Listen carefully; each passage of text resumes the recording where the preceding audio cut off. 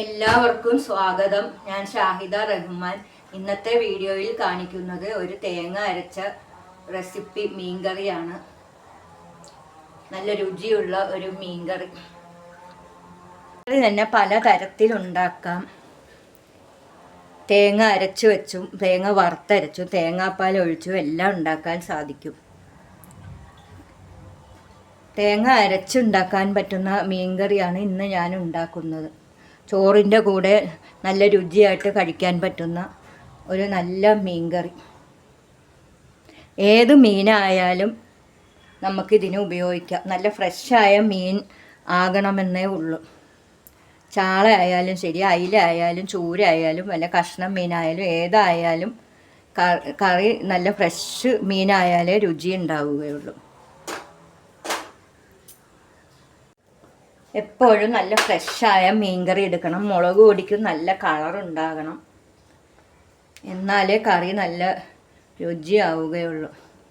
പുളിയാണെങ്കിലും ഒരുപാട് ഓവർ കറുത്തു പോകരുത്. ഒരു നല്ല നാടൻ പുളിയായിരിക്കണം. മീൻചട്ടിയിൽ തന്നെ വെക്കുന്നതാണ് നല്ലത്. മീൻചട്ടിയിൽ വെക്കുന്നതാണെങ്കിൽ കറി പെട്ടെന്ന് ചീത്ത ആവുകയുമില്ല. ഒരു തക്കാളി എടുത്ത് നല്ലപോലെ അരിഞ്ഞ് ഇതിൽ ചേർക്കണം. തക്കാളിക്ക് മീനിനേക്കാളും വേവ് കൂടുതലായതുകൊണ്ട് കുറച്ച് വെള്ളം ചേർത്ത് തക്കാളി ഒന്ന് നമുക്ക് വേവിച്ചെടുക്കാം. കുറച്ച് വെള്ളം ചേർത്താൽ മതി.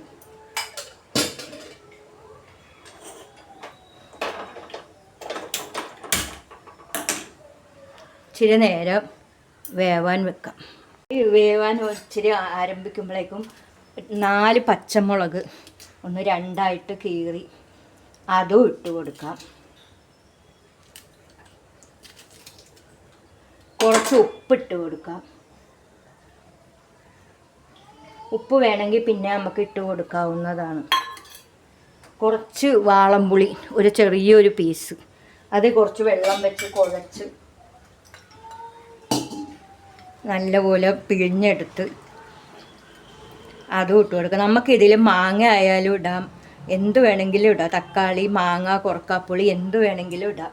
അതൊക്കെ നമ്മുടെ ഇഷ്ടമാണ്. അതൊക്കെ ഇടുന്നതോറും ഓരോന്നിൻ്റെയും ചൊവ്വ മാറി വരും. ഇനി കുറച്ച് മുളക് പൊടി ഇട്ട് കൊടുക്കാം. 1 ടീസ്പൂൺ മുളക് പൊടി. ഇത് കാശ്മീരി ചില്ലി പൗഡറാണ്. ഇത് അധികം എരിവില്ലാത്ത മുളക് പൊടിയാണത്. അതുകൊണ്ട് മുളക് കൂടിപ്പോയാലും കറി വലിയ ടേസ്റ്റ് ഉണ്ടാവില്ല.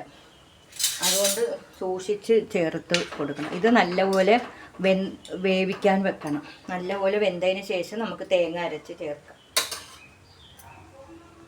അടച്ചു വെച്ച് വേവിക്കാം. തക്കാളി വേവണ സമയം കൊണ്ട് നമുക്ക് കുറച്ച് തേങ്ങ അരച്ചെടുക്കാം. കുറച്ച് തിരുവിയ തേങ്ങ, അധികമൊന്നും വേണ്ട, ഇത്രയും മതി. തേങ്ങ തിരുവാനുള്ള മടിയുള്ളവർ തേങ്ങ ടെട്രാ പാക്ക് മേടിച്ച് അതിൽ നിന്നും കുറച്ച് പാലെടുത്ത് ഇട്ടാലും മതി. 1 ടെട്രാ പാക്ക് മേടിക്കുമ്പോൾ അതിൽ 2 തേങ്ങയുടെ പാലൊക്കെ കാണും. അത് ഒഴിച്ചാലും സമയമില്ലാത്തവരും പെട്ടെന്ന് ജോലിക്ക് പോകുന്നവരൊക്കെ കറി ഉണ്ടാക്കി പോകണമെങ്കിൽ ഇതുപോലെ വേവിക്കാൻ വെച്ചിട്ട് ഇതുപോലെ തേങ്ങ അരച്ചാൽ മതി. നല്ല നൈസായിട്ട് അരച്ചെടുക്കണം. ഒന്നും ചേർക്കണ്ട, കുറച്ച് വെള്ളം മാത്രം ചേർത്ത് കൊടുത്ത് അരച്ചാൽ മതി. മുമ്പ് നല്ലപോലെ കൈ വെച്ച് നല്ല ഞെവടി കൊടുക്കണം. കൈ വെച്ച് അല്ലെങ്കിൽ കരണ്ടി വെച്ചായാലും നല്ലപോലെ ഞെവടി തേത് തക്കാളിയെല്ലാം നല്ല ഇതായിട്ട് ചൂട് ഇതാക്കി നല്ല ഞെവടി എടുക്കണം. ഈ മാവിനൊക്കെ ദോശമാവൊക്കെ കുഴക്കൂലേ, അതുപോലെ ഫെർമെൻറ്റേഷൻ ആവാൻ വേണ്ടിയാണ് ഇങ്ങനെ ചെയ്യുന്നത്. നമ്മുടെ നാട്ടിൽ പെട്ടെന്ന് കിട്ടുന്നതും എളുപ്പം അടുത്ത കടകളിലൊക്കെ കിട്ടുന്നതും വില കുറവുമായതുമായതാണ് കറിച്ചട്ടി. വല്ല പാനിലൊക്കെ വെക്കുന്നതിനേക്കാളും കറി കേടാവാതെ ഒരു ദിവസമൊക്കെ അങ്ങനെ ഫ്രിഡ്ജിൽ വെക്കാതെ വെക്കാനും ഒക്കെ പറ്റിയതാണ് ഈ ചട്ടി. അതുകൊണ്ട് ചട്ടിയിൽ വെക്കുന്നതാണ് ഏറ്റവും നല്ലത്. വേറെ അലൂമിനിയോ ഇരുമ്പും പാനിയിലൊന്നും വെച്ചാൽ ഇത്രയും രുചിക്കില്ല. ഇത് നല്ല കുറുകി വന്നിട്ടുണ്ട്. ഇനി മീൻ വേവ് കുറഞ്ഞതായതും കാരണം തക്കാളിക്ക് വേവ് കൂടുതലും ഒക്കെ ഉള്ളത് കൊണ്ടുമാണ് ഇതിങ്ങനെ വേവിക്കുന്നത്.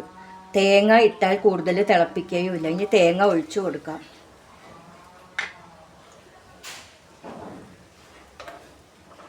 കുറച്ച് വെള്ളം കുറവാണെങ്കിൽ ഇച്ചിരി വെള്ളം ഇട്ട് കൊടുക്കാം.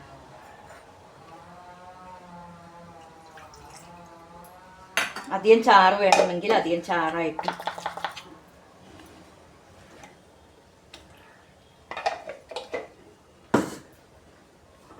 ഇനി ഇത് കുറച്ച് നേരം തിളപ്പിക്കണം. അങ്ങനെ ഇട്ട് തിളച്ചതിന് ശേഷം എന്ത് മീനാണോ ഇടുന്നത് ആ മീൻ ഇട്ട് കൊടുക്കാം. ഞാനിവിടെ ചാളയാണ്, നെയ്ച്ചാളയാണ് എടുക്കുന്നത്. അത് ഇനി ഇട്ട് കൊടുക്കാം. ഏത് മീനായാലും കുഴപ്പമില്ല, ഫ്രഷ് മീനായാൽ മതി. ഇനി അത് ഒന്ന് പതുക്കെ സൈഡിൽ നിന്ന് ഇളക്കി കൊടുക്കണം. ഒരുപാട് ഇളക്കി മീൻ പൊട്ടിപ്പോവരുത്. ഇനി ഇച്ചിരി നേരം അടച്ചു വെക്കണം. തീ കുറച്ച് വെച്ചു. നല്ലവണ്ണം വെന്തിട്ടുണ്ട്. ഇനി അടുപ്പ് ഓഫ് ചെയ്യാം. അതിന് ശേഷം ഒരു ചെറിയ ചട്ടിയിൽ നമുക്ക് കറി താളിക്കാം. ചൂടാകുമ്പോൾ കുറച്ച് വെളിച്ചെണ്ണ ഒഴിച്ച്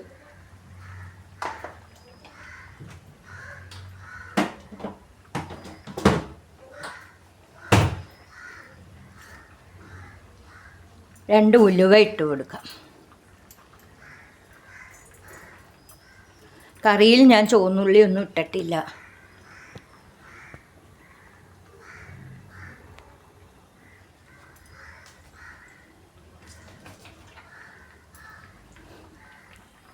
ഉലുവ ചൂടായി വരുമ്പോൾ ഈ ചുവന്നുള്ളി കുറച്ചെടുത്ത് നല്ല വട്ടത്തിൽ അരിഞ്ഞു വച്ചിരിക്കുന്നു.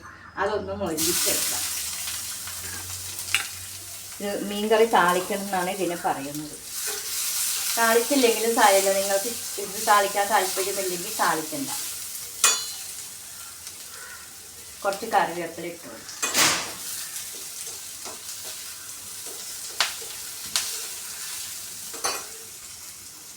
കറി ഉണ്ടാകും നല്ല മഞ്ഞ കളറിലിരിക്കണം.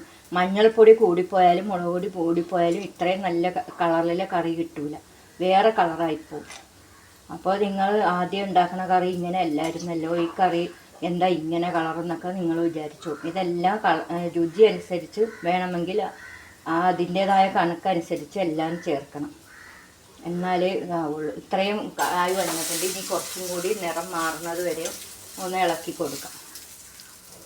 ഉള്ളി നല്ല മൊരിഞ്ഞ് വന്നിട്ടുണ്ട്. ഇനി ഈ മൊരിഞ്ഞ ഉള്ളി ഇനി കറിയിലോട്ട് ഇട്ട് കൊടുക്കാം. വാവ്, എന്ത് നല്ല മണം, മുരുമുരാന്നുള്ള സൗണ്ടും എല്ലാം കൂടി നല്ല കറി, നല്ല ടേസ്റ്റ് കറി.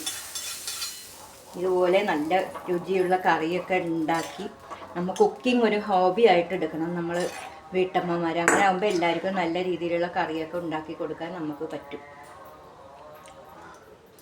ഇച്ചിരി നേരവും കൂടി അടച്ചു വെച്ചതിന് ശേഷം നമുക്ക് കറി ഉപയോഗിക്കാം. കുറച്ച് കറിവേപ്പില ഇട്ട് ഇങ്ങനെ മേളിൽ വിതറിയതിന് ശേഷം കറി അടച്ചു വെക്കാം.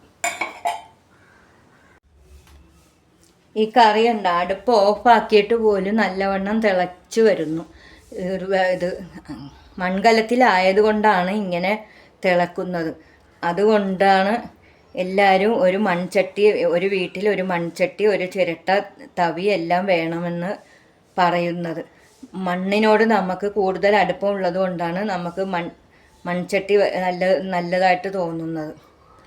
അല്ല ഇത് വല്ല അലൂമിനിയം പാത്രത്തിലോ അലൂമിനിയം പാനയിലോ വെക്കുകയാണെങ്കിൽ ഇങ്ങനെ തിളക്കുകയൊന്നുമില്ല.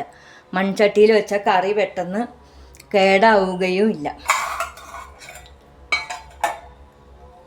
ഈ കറി കഴിച്ച് എല്ലാവർക്കും ഇഷ്ടപ്പെടുകയാണെങ്കിൽ ലൈക്ക് ചെയ്യുക, ഷെയർ ചെയ്യുക, കമൻറ്റ് ചെയ്യുക. ഇനി നല്ലൊരു റെസിപ്പിയായിട്ട് വരുന്നത് വരെ ബൈ.